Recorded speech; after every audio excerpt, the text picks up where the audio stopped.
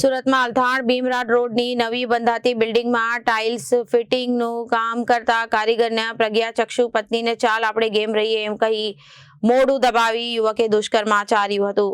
ત્યારબાદ કોઈને જાણ કરશે તો તને તારા પતિને મારાવી નાખીશ એવી ધમકી પણ આપવામાં આવી હતી. અલથાણ પોલીસમાં ફરિયાદ નોંધાઈ પોલીસે પતિના સહકારીગરની ધરપકડ કરી કાયદેસરની કાર્યવાહી હાથ ધરી હતી. અલથાણ ભીમરાડ રોડ વિસ્તારમાં નવી બંધાતી બિલ્ડિંગમાં યુવક ટાઇલ્સ ફિટિંગનું કામ કરે છે. 21 વર્ષીય પ્રજ્ઞાચક્ષુ પત્ની સાથે રહેતા જ કન્સ્ટ્રક્શન સાઇટ પર સાદિક આલમ હબીબુર રહેમાન અને પણ ટાઇલ્સ ફિટિંગનું કામ કરવા 15 દિવસ અગાઉ આવ્યો હતો.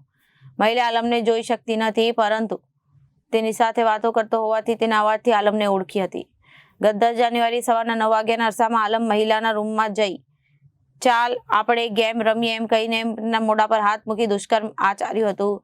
પતિના પરિચિતની હેવાનિયતને પગલે મહિલા ચોંકી ગઈ હતી ને પતિ સાંજે કામ ઉપરથી પરત આવ્યો હતો ત્યારે સમગ્ર બાબતની જાણ કરી હતી, પરંતુ પતિએ જે તે વખતે પોલીસ ફરિયાદ કરી ન હતી. પરંતુ 2 દિવસ અગાઉ સાંજના સમયે મહિલાની એકલતાનો લાભ લઈ આલમ પુનઃ રૂમમાં ઘૂસી ગયો હતો. આલમે ધમકી આપતા કહ્યું હતું કે મેં તારી સાથે જે કર્યું છે તે કોઈને કહેતી નહીં, નહીંતર તને અને તારા પતિને મરાવી નાખીશ એમ કહી અપશબ્દો કહી ચાલ્યો ગયો હતો. જેથી ઉત્તરાયણની રજા હોવાથી મહિલાએ આલમની ધમકી અંગે પતિની જાણ કરતા છેવટે અલથાણ પોલીસમાં ફરિયાદ નોંધાવતા પોલીસે ધરપકડ કરી હાલ અલથાણ પોલીસ દ્વારા વધુ કાર્યવાહી હાથ ધરવામાં આવી. પોલીસે પીડિતાનું તબીબી પરીક્ષણ કરાવ્યું હોવાનું પણ જાણવા મળ્યું છે.